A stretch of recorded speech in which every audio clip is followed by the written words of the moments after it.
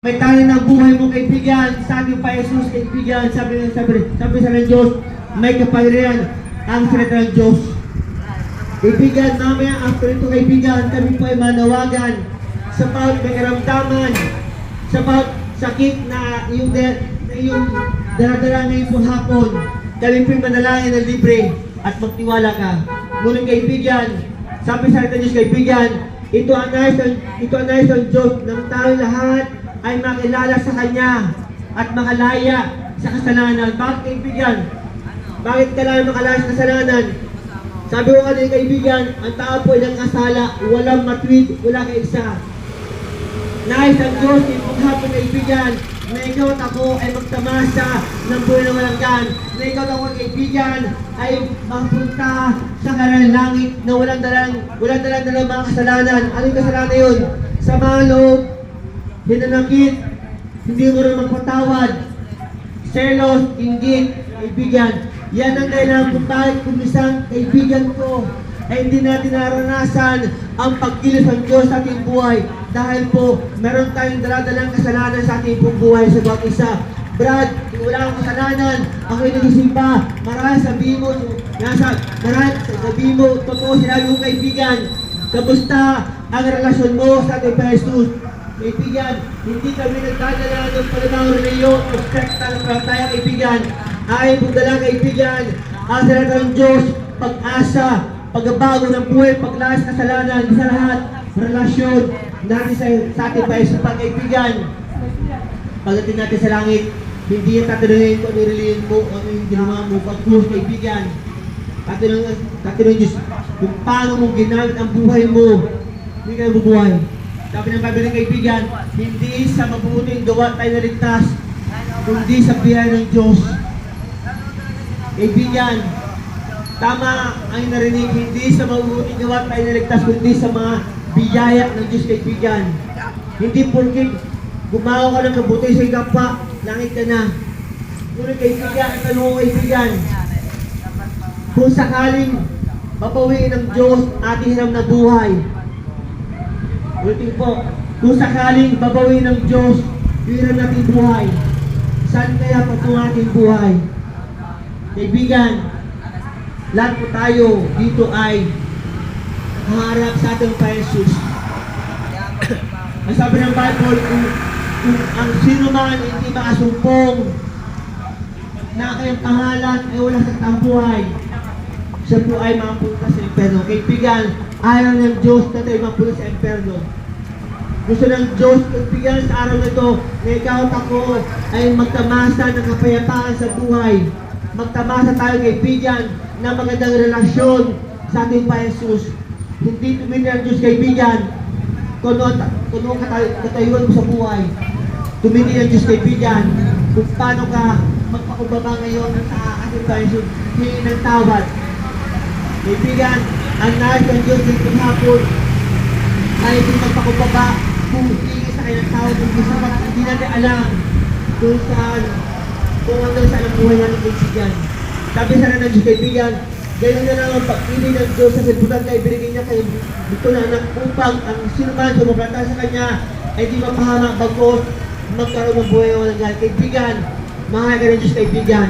Concern ang Diyos sa buhay mo. Concern ang Diyos sa iyong kalagayan na ayaw ng Diyos na tayo nahihirapan. Kaibigan, mahal ka ng Diyos. Kaya ngayon po hapong ito, kaibigan, hindi ko na pabayang sabihin. Ikaw yan, kaibigan, kung nais mo maranasan ang himala ng Diyos sa iyong buhay, kung nais mo maranasan ang tunay na pagbabago sa iyong buhay, kung nais mo, kaibigan, magkaroon ng direksyon ng buhay mo, kaibigan, sa Diyos mo lang matatagpuan. Kaya ngayon po hapon, ako po manawagan isang friend approach. Sila po dito sa atin ang naganais na makaranas ng himala ng pagbabago ng buhay. Eh po dyan, nais po tagapin si Jesus. Maraming salamat po. Ulutin ko po, ang tatagapin niyo po, hindi po rilin namin.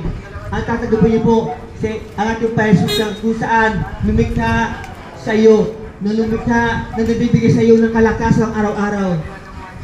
Huli na lang tanong, kailangan ka huli nagpasalamat sa ating Pa Jesus.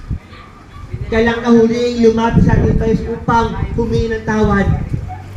Kaibigan, ito ang panahon upang muling ibalik yung nasirang relasyon natin sa ating Jesus.